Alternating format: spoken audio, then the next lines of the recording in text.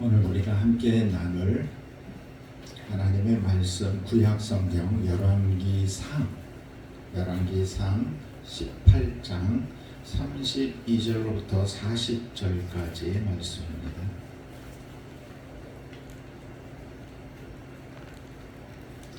자, 우리 찾으셨으면 한 절씩 교독하여 봉독하겠습니다.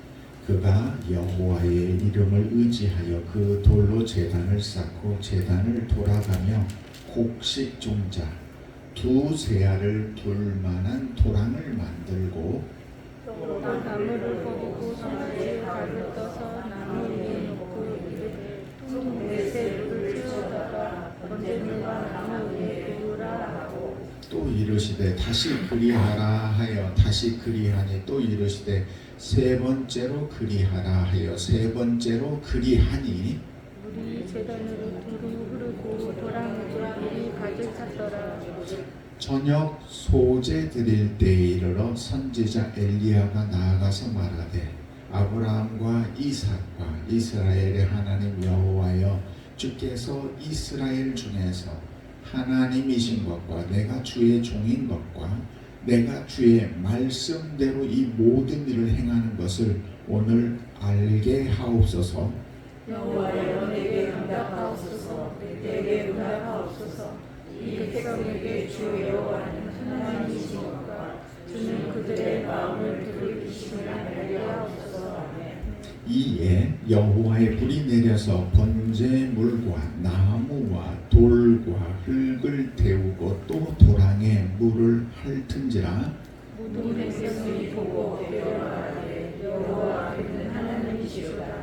여호와는 하나님이시로다 하니 함께 합독하겠습니다. 엘리야가 그들에게 이르되 바알의 선지자들을 잡되 그들 중 하나도 도망하지 못하게 하라 하매 곧 잡은지라. 엘리야가 그들을 기손 시내로 데려다가 거기서 죽이니라. 아멘. 여러분 살아가면서 하나님이 내 곁에 계시는구나 라고 느낀 적 있으세요? 네. 또 반대로 하나님이 어디 계시지? 옆에 계신 줄 알았는데 안 계시네 라고 느끼는 하나님, 너무 멀리 계시는 것 같은 하나님, 여러분 낯선 하나님 느껴보셨어요? 예. 사실 우리가 하나님을 멀리서도 보고 가까이서도 느껴보는 그런 삶이 사실 우리에게 꼭 필요합니다. 이 경험이 우리에게 흔들리지 않게 해주거든요. 근데 가까운 지인이 이제 하나님을 믿고 믿었는데 이제 삶의 환경이 상황이 바뀜으로 인해서 갑자기 물음표가 머릿속에 많아진 거예요. 하나님이 이러시다면서요. 하나님은 이렇다면서요. 근데 왜 이래요? 이제 이렇게 되는 거예요. 그러면서 하나님을 향하여 원망을 하는 거죠. 하나님에게 어퍼컷을 제일 많이 날린 사람이 아마 여기에 있는 사람들 중에 아마 제가 제일 많이 하나님께 어퍼컷을 날렸을 거예요. 하나님 이게 뭡니까? 하나님 왜 이러십니까? 그래서 그런 어퍼컷을 날리다가 더 이상 어퍼컷을 날리지 않게 되는 그런 상황에 온 사람으로서 그 과정에 있는 분이 얼마나 힘들까. 그래서 가슴 하나가 아리더라고요. 그래서 그런 경험들을 해본 사람만이 얼마나 힘든지를 느낄 수 있겠고요. 그렇지 않은 사람들은 이게 수박 겉핥기식으로 믿음에 대하여, 사랑에 대하여, 위로에 대하여 이야기한다고 하면서도 마음 깊이까지 위로가 안 될 때가 많아요. 저는 하나님의 말씀을 준비하면서 저 자신을 늘 돌아보거든요. 그러면 본문을 정해요. 우리 성도님들의 지금의 가장 필요한 말씀이 뭘까? 그러다가 그 말씀의 본문을 정하고 그동안 제가 목회하면서 컴퓨터가 고장나서 날아가 버린 그 일부분 빼고는 그래도 제가 모든 새벽 기도회까지 다 컴퓨터로 말씀을 하나씩 하나씩 다 쳐놓았거든요. 저는 그렇게 저장을 해요. 가지고 있어요. 그래서 했습니다까지 기록을 했기 때문에 그 본문을 가지고 전하는 말씀을 저는 다 볼 수 있어요. 다시 한번 봐요. 그러면 무슨 차이가 나는 줄 아세요? 내가 이 본문을 그때 그렇게 보고 있었다고? 라는 생각이 드는 거죠. 그러면서 때로는 깜짝 놀라기도 하고 내가 그때 그렇게 뜨거운 마음과 그런 깊은 눈을 가지고 있었나? 라고 놀라기도 하고요. 아이고 부끄러워라. 어떻게 이런 말씀을 우리 교우들에게 나누었을까라는 그런 후회가 되기도 해요. 그래서 이번 본문도 말씀을 쭉 생각하면서 찾아봤더니요.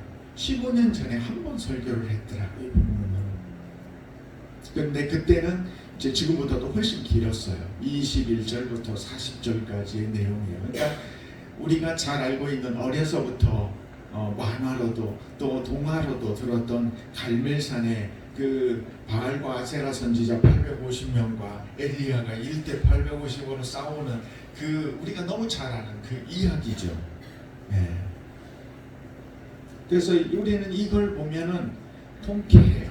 하나님은 이런 분이시구나. 과연 여러분 다시 한번 오늘 본문을 읽었지만 그 본문의 앞에 내용까지 생각해서 이 교훈이 우리에게 주는 의미가 무엇일까요? 이 말씀이 가장 큰 주제라고 말한다면 하나님만이 참 하나님이시다. 하나님만이 참 신이시다. 수많은 우상을 섬기는 그들의 숫자와 그들의 열정과 믿음이 중요한 게 아니다. 이제 이런 거겠죠. 맞아요. 하나님 외에 신은 없어요. 거짓 신들이죠. 우리는 그것들에 속으면 안 되죠. 또 우리의 주변에 내가 사랑하는 사람들 가운데 그렇게 속고 살아가거나 아예 신이 없다고 믿고 살아가는 사람들이 많이 있지요.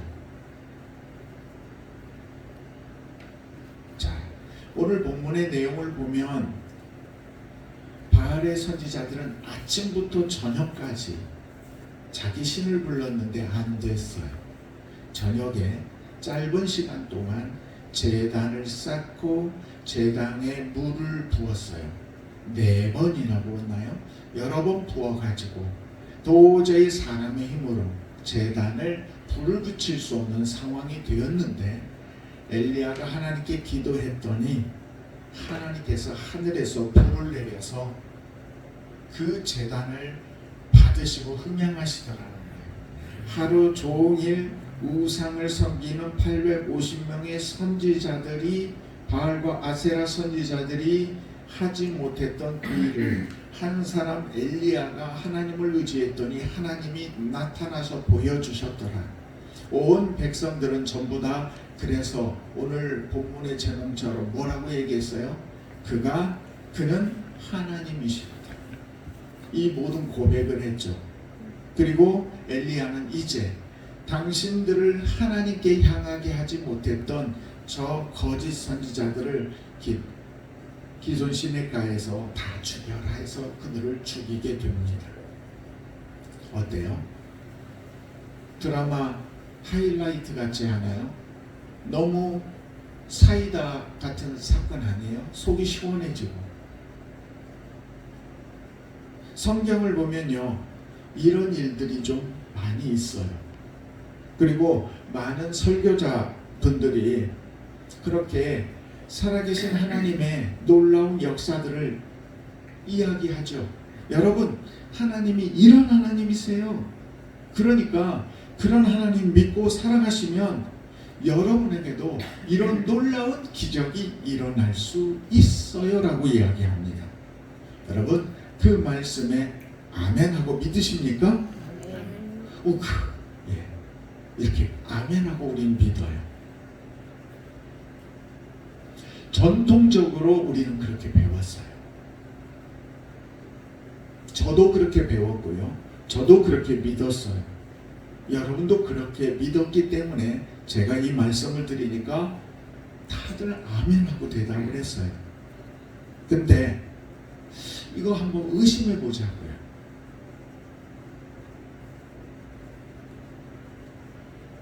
제가 이 본문을 가지고 어떻게 설교했나라고 생각을 보니까요.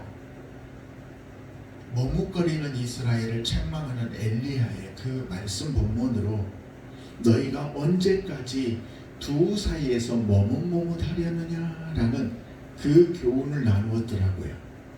그래, 우리는요 세상을 살면서 세상의 재미와 즐거움과 그 기쁨들과 하나님이 주시는 기쁨 사이에서 때로는 저울질을 해요. 그리고 머뭇머뭇거리고 조금 더 여기 머물러 있었으면 좋겠는데, 조금 더 거룩할 때는 변화산에서 그 체험을 바라고 원하지만 여기에 있는 게 좋사오니, 하지만 또 내려와서는 아니죠.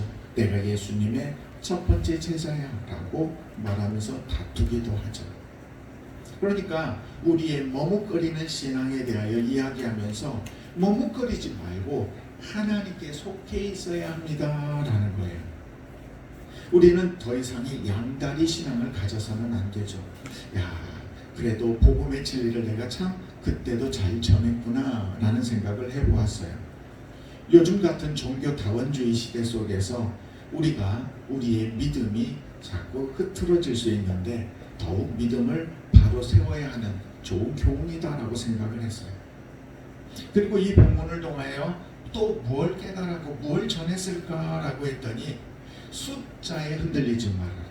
850대 1 내가 어떻게 이겨? 아니, 숫자에 많고 적음에 있지 아니하다. 성경은 우리에게 그걸 가르쳐주고 하나님께서도 우리에게 기드온 300용사를 32,000명 중에 뽑아서 숫자로 승리하는 게 아니라는 걸 보여주셨죠. 그래서 바로 이런 교훈들을 우리가 숫자에 의지하게 하고 적지만 그 작은 자, 약한 자를 들어 일하시는 하나님에 대하여 말씀을 나누었어요. 이것도 말씀의 교훈에 떠나지 않고 진리 안에서 참 잘 전했다 이런 생각을 했어요. 그리고 세 번째로 마지막으로 전하는 것은 하나님의 이 놀라운 기적의 역사들을 표현하면서 말씀드린 대로 더 이상 사람의 힘으로 불을 붙일 수 없는 그런 상황 속에서 하나님의 놀라운 기적으로 일어났다. 그러면서 그때 제가 했던 말씀이 하나님의 이런 놀라운 능력의 하나님을 여러분 믿으시고 하나님이 이런 은혜를 내려줄 것을 생각하면서 흔들리지 않고 살라고 제가 권면했더라고요. 근데 여기에 제가 물음표가 생겼어요. 제가 고난을 당하고 어려움을 당하고 그러다 보니까 하나님을 의지하는 것은 변함없는데 이런 기적 같은 사이다 같은 일들이 인생에 안 생기더라는 거예요. 그래서 하나님의 일하시는 방법이 다르다는 것을 알게 됐어요. 그러니까 저와 여러분이 성경에서 일어나는 이런 일들을 보고 그 일이 오늘도 동일하게 역사하시는, 그렇죠? 참 알파와 오메가 되시는, 처음과 나중 되시는 하나님이시니까 그때 일하신 하나님이 지금도 나에게 동일하게 일하실 수 있다고 생각할 수 있어요. 구약시대에 홍해가 갈라지는 일이 있었어요? 없었어요? 있었죠. 그 하나님이 이스라엘 백성에게 뭐라고 얘기했어요? 우리 조상의 하나님이라고 이야기하는 그분이 10가지 재앙을 통해서 애굽에서 우리를 건져내시는데 우리를 그렇게 건져내시더니 광야에서 죽게 하려나? 했더니 홍해 앞에서 잠잠히 기다려봐라. 하나님이 하시는 일을 보라 하더니 놀랍게도 강을 가르시고 마른 땅 지나게 하시는 하나님의 능력을 보았던 거죠. 그런 하나님을 우리는 고백하고 보면서 그 하나님이 지금도 그렇게 역사하실 수 있다고 생각하다라는 거죠. 근데 실제 우리의 삶은 어떠냐는 거예요. 지금 저와 여러분의 삶 속에 홍해가 갈라지나요? 하늘에서 불이 내려서 제단을 불 살라 주시나요? 저와 여러분의 모든 삶 속에서 직접적으로 개입하셔서 불의한 자를 그 자리에서 치시는 모습을 보여주시나요? 현실은 그렇지 않더라는 거죠. 저와 여러분이 지금 걸어왔던 길만 돌아보아도 알 수 있죠. 여러분이 악했어요? 여러분이 잘못한 일이 있나요? 저는 제가 아무리 돌아보아도 잘못한 적이 없어요. 바른 선택을 했죠. 하나님을 신뢰했어요. 하나님이신 것을 보여주기를 간절히 기도했어요. 그런데 바랬던 불이, 바랬던 정의가 세워지지 않더라는 거예요. 작은 불꽃조차도 보이지 않았던 것 같아요. 근데 그 일을 통하여서 제 믿음의 밑바닥을 보았어요. 동행하시고 은총을 늘 베푸시는 하나님, 그렇게 알았다가 때로 침묵하시면서 우리에게 더 큰 사람으로 또 변화하기를 기다리시는 하나님, 그 하나님으로 인하여 당황스럽고 그런 하나님이 싫다 느껴질 때가 있더라는 거죠. 하나님의 살아계심은 제가 존재하는 것을 의심할 수 없는 것처럼 부정할 수 없다는 것은 인정하고 있는 신앙이기 때문에 인정은 하는데, 그 하나님이 우리 기도원 교우들의 삶, 제 삶을 직접적으로 개입하시고 역사하시는 모습이 되어야 될 텐데 그렇지 않은 것 같아서 너무 힘들더라는 거죠. 저는 지금도 우리 기도원 교우들이, 제가 아는 모든 분들이 하나님 안에서 행복하기를 원합니다. 그런데 그런 우리에게 고난이라는 것이 찾아오고, 아무리 우리가 믿음으로 바로 세우려고 해도 그 믿음을 뿌리채 흔들어 놓더라는 거예요. 우리가 그런 생각을 쉽게 하는 이유가 뭐죠? 가만히 보면 제일 먼저 떠오르는 건요, 내가 하나님을 잘 믿은 것 같았는데, 나는 하나님을 신뢰한 것 같았는데, 하나님을 신뢰하면 선하게 인도해 주신다고 하셨는데, 그러면 평안해야 되는데 왜 안 평안하지? 왜 고통스럽지? 그러다가 옆에서 더 우습게 살아가다, 더 하나님이 기뻐하지 않는 삶을 사는데도 멀쩡하게 살아가는 그 삶을 보면서 우리는 더 시험이 들죠. 쟤는 저런데 저는 그래도 낫잖아요. 근데 왜 나에게? 성경은 우리에게 그럴 때 얘기하죠. 예수님이 뭐라 그랬어요? 예수님의 무릎을 베고 있던, 품에 안겨있던 제자를 보고 얘는요 하니까, 얘가 내가 다시 돌아올 때까지 있게 한다 할지라도 그게 너에게 무슨 상관이 있느냐 말씀하십니다. 결국 쟤는요는 할 필요가 없어요. 우리의 신앙은 우리의, 나와 하나님의 관계, 하나님이 계시고 그 하나님이 나를 사랑하시는데 나를 통하여 나를 변화시키려고 하시는 그 뜻이 무엇인가, 그리고 그 내가 변화되면 변화될수록 천국은 내 마음속에 완전히 자리 잡게 된다는 거예요. 그 천국을 갖지 못했기 때문에 괴롭고 힘들어하는 거죠. 어렴풋이 저는 그 천국이 내게 더욱 가까이 오고 있음을 저는 느껴요. 또 어떤 과정, 어떤 일이 있을지 모르겠지만 저는 그 과정 속에 갑니다. 그리고 그 안에서 그 믿음, 자기의 분량 안에서 하나님께 감사하며 주님과 함께 살아가는 분들을 보면 기뻐요. 어제 또 우리 김용호 집사님 아버님께 병문안을 갔어요. 군산의료원 안병동이죠. 거기 계시는 분들에게는 시간이 너무 아까운 시간들밖에 남지 않았어요. 우리가 생각하는 시간보다도 훨씬 적죠. 진통 패치 붙이셔도 고통스럽고요. 이렇게 손을 잡았는데 열이 있어요. 몸에서 계속 싸우고 있는 거예요. 아마 거기 계신 어머님도, 또 우리 김용호 집사님도, 우리 송 집사님도 다 마음이 힘들어 보여요. 그래서 손을 붙잡고 이야기하는데요, 그 아버님이 깼다가 또 주무셨다가 깼다가 주무셨다 하셨는데, 깨셔서 저를 보고, 제가 목사님이 찾아오셨어요 라고 하니까 뭐라고 얘기한 줄 아세요? 식사 대접하래.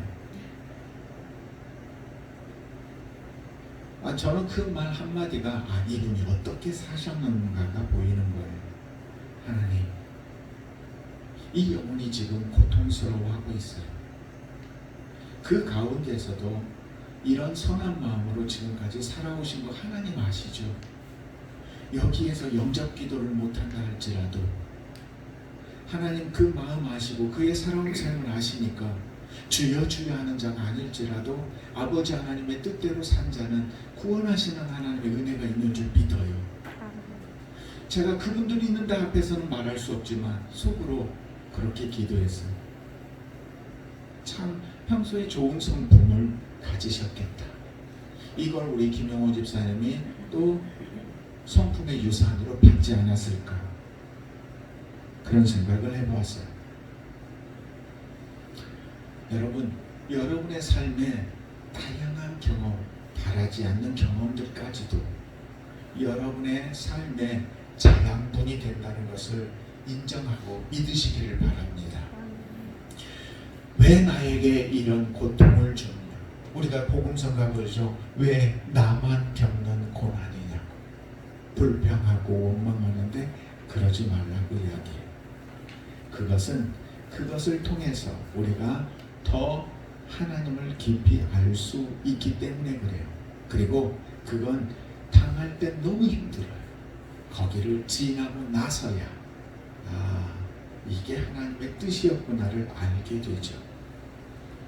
성경은 하나님을 경험한 사람들의 고백으로 가득 차 있습니다. 엘리의 갈멜산 대결도 마찬가지고요. 그런데 그것은 그 시대에 그 선지자와 그 이스라엘 백성에게 나타나시는 하나님의 방법이지, 그게 오늘날도 동일하게 일어나는 일은 아니라는 거예요. 저는 그렇게 생각해요. 구약 시대에 하나님이 일하시는 방법은 직접적으로 나타나시는 일들이 많았지만 지금은 그렇게 일하지 않으신다. 그때는 하룻밤 사이에 이스라엘 백성들은 잠자고 있었을 때 하나님이 나서서 18만 5천 명의 적군을 전멸시키는 일도 하셨던 하나님이시지만 지금은 그렇게 하지 않으신다. 지금은 하나님께서 예수 그리스도를 이 땅에 보내주셔서 우리 대신 모든 죄를 지시고 도말하셔서 우리를 하나님의 자녀 삼아 주셨기 때문에 그 이후부터 우리의 삶은 승리의 삶이 약속되었고 하나님의 역사하는 방법은 달라졌다는 거예요. 그래서 지금 하나님은 그렇게 일하지 않으시고 하나님은 나는 열심히 했다, 그리고 너를 돕는다, 네가 그 일을 해라라고 하시는 거예요.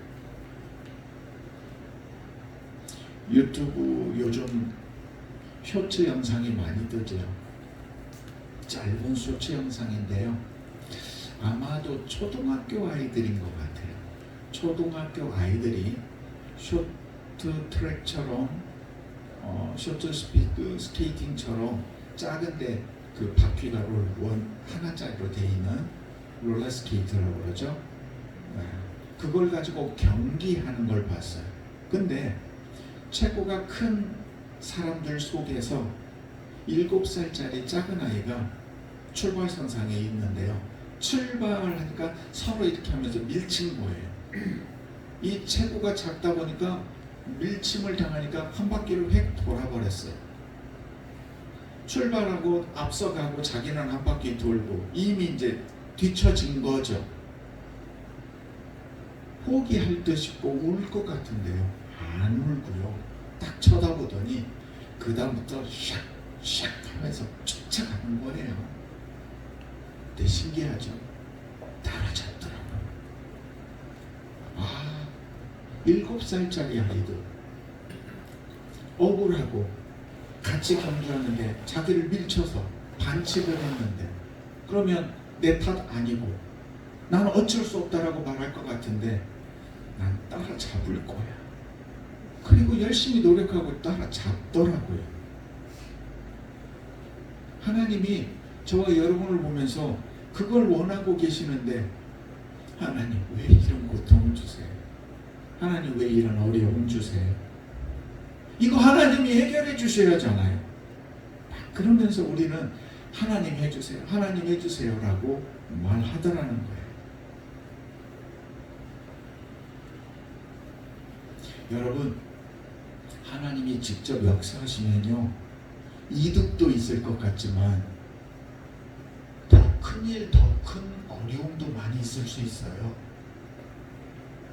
아론의 아들이 총 4명이에요. 첫 번째, 둘째가 나답과 아비후예요. 셋째와 넷째가 엘르아살과 이다말이죠. 근데 아론의 아들들을 제사장 삼아서 했는데요, 하나님께 제단에 불을 올리는데 원래 정해진 불이 있었어요. 그런데 나답과 아비후가 정해지지 않은 불을 하나로 제사를 드렸다는 이유로 그 생명을 죽게 했어요. 이해되세요? 제단에 불을 못 드린 게 아니라 다른 불로 드렸다고 죽었대요. 그렇게 생각하면 구약의 하나님대로 한다면 저는요 한 100번은 죽었을 것 같아요. 법궤를 다윗이 다윗성으로 모셔오려고 했었죠. 그러다가 수레에 싣고 오는데 수레가 덜컹했어요. 그러니까 우사라는 사람이 법궤가 땅에 떨어질까봐 잡았어요. 얼마나 좋은 마음이에요. 그런데 법궤를 거룩한 제사장과 레위 지파가 아니라는 이유로 잡았다고 그 자리에서 죽었어요. 여러분, 구약시대의 하나님으로 기적만 생각하고 있으면요 이런 하나님을 생각하면요 얼마나 무서운지 몰라요. 오히려 참고 기다리시고 잘못했을 때 빨리 깨달아, 빨리 깨달아, 돌아와. 너 그거 견디면 더 큰 세상이 있고 더 큰 은총이 있어. 이렇게 말씀하시는 지금이 더 좋지 않아요?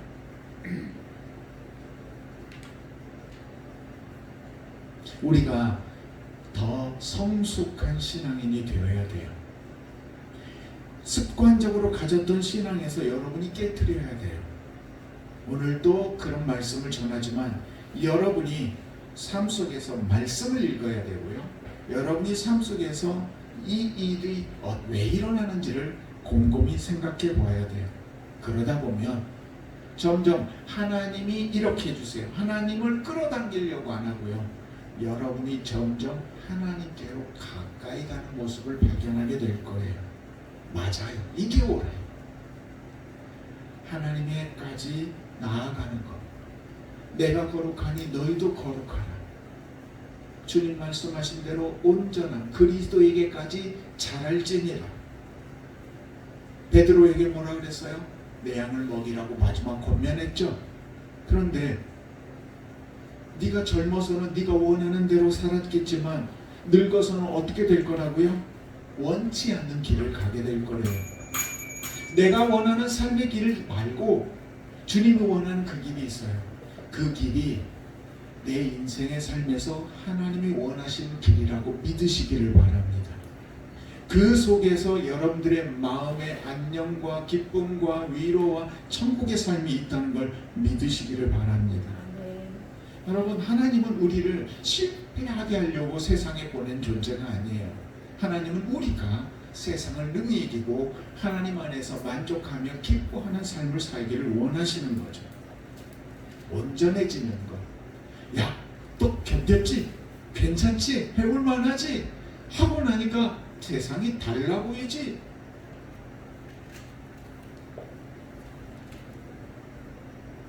여러분, 내 뜻으로 하나님을 끌어당기지 마시고 하나님이 원하신 그 세미한 음성에 귀 기울이시고 하나님, 내가 지금 어떻게 하기를 원하세요? 그 음성을 들으려고 노력하는 저와 여러분이 되시기를 주님의 이름으로 축복합니다. 갈멜산의 대견, 엘리야의 모습 너무 멋져요.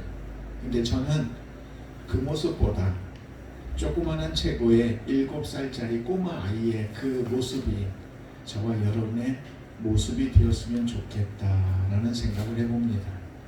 한 주일도 그렇게 고난 속에서 어려움 속에서 낙심하지 아니하고 오히려 할 수 있어, 나는 할 거야 라는 이 귀한 믿음으로 승리의 삶을 살아가는 우리 기도원 교우들 되시기를 예수님의 이름으로 축복합니다. 아멘. 기도드리겠습니다.